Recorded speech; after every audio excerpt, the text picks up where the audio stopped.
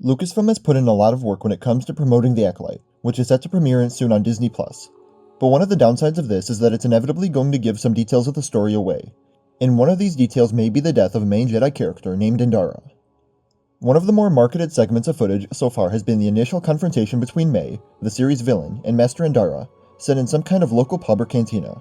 It's an action sequence that can be seen in nearly every trailer so far, and it was also the focus of the special footage released along with The Phantom Menace when it re-released in theaters.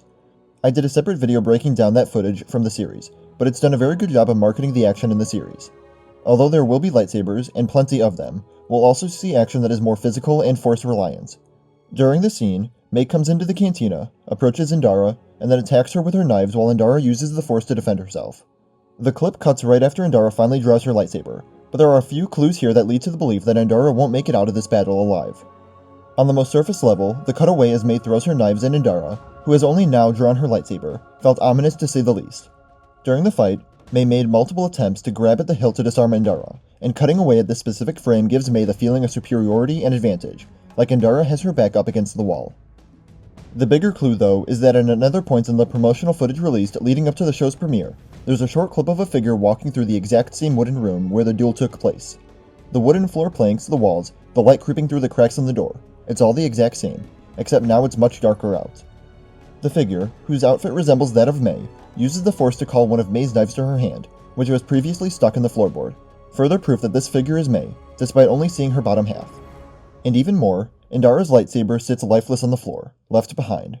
It's almost certain that this is the exact same location where Indara and May's duel took place, and if her lightsaber was left behind, it can't mean anything good for Indara. While it doesn't confirm that she is killed during the fight, it is safe to assume that she lost. Perhaps she was captured and the lightsaber was left behind, or she was disarmed and had to flee without having the chance to retrieve it prior. Either way, Indara's fate is left up in the air.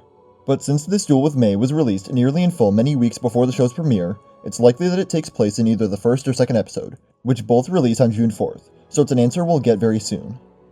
And one last piece of evidence not in favor of Indara's fate is the poster for The Acolyte, which was praised upon its reveal for capturing the darker tone of the series. Reading, "In an age of light, a darkness rises," and the poster shows a lightsaber hilt with smeared blood in place of where the blade would normally emit from. While we're only shown half of the hilt, it does look very similar to Indara's as shown in the footage, further hinting at dark and bloody things to come for the Jedi Master.